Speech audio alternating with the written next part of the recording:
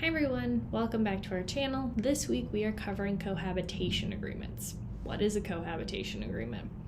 Well, typically in the past, couples would get married and then they would live together, but that's not very common now. Most people will live together either before they get married or just long term, choosing never to legally establish their relationship in terms of marriage. So that's where a cohabitation agreement comes in. A cohabitation agreement is a contract between significant others that are living together to establish the expectations of their relationships during their relationship, as well as if they were to break up in the future. So we're going to use an example of a couple throughout this video today. Sue and Aaron. Sue and Aaron have been dating, and Aaron decides to buy a house. This house is only in Aaron's name in terms of mortgage and title. Sue moves in and contributes to renovations and expansion of the house, as well as the mortgage payments and utilities, upkeep, those sorts of things.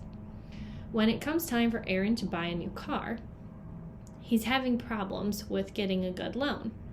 Because he has the mortgage in his name, he has a bit of debt, and that's preventing him from getting a really good loan amount. So Sue agrees to co-sign on Aaron's loan.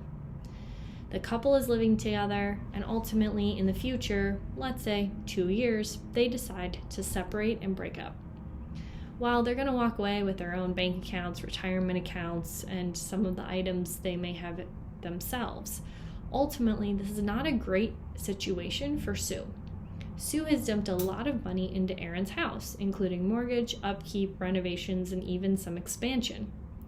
Sue doesn't get any benefit from that when they separate, like she may have if they were to go through a divorce.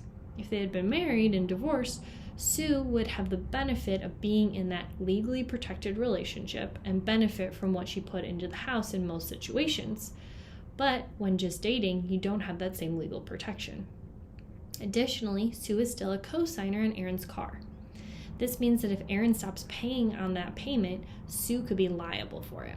This is where a cohabitation agreement comes in and can be really beneficial. You can set these expectations from the start so you know what's going to happen if there's a breakup in the future, or even set up some foundational boundaries and expectations for your relationship.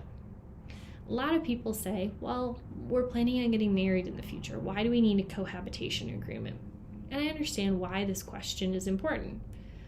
First, a cohabitation agreement is still valuable because you might break up before you get married. You never know what's going to happen in life, and some change could cause you to ultimately end your relationship. Two, and most importantly, is that you don't have the same protections as we've talked about when you're dating as you do when you're married. That includes after you get married. So let's say, for example, Sue and Aaron, instead of breaking up at 2 years, they get married. They ultimately live together, are married, and then 2 years later they get a divorce. The court and the law is typically looking at your marital relationship, i.e. the amount of time that you've been married. So it's really common to hear, well, we've been together 15 years but married 10. You typically think of your relationship as how long you've been together in totality, which makes sense. But the law typically looks at your relationship in terms of how long have you legally been together, i.e. married.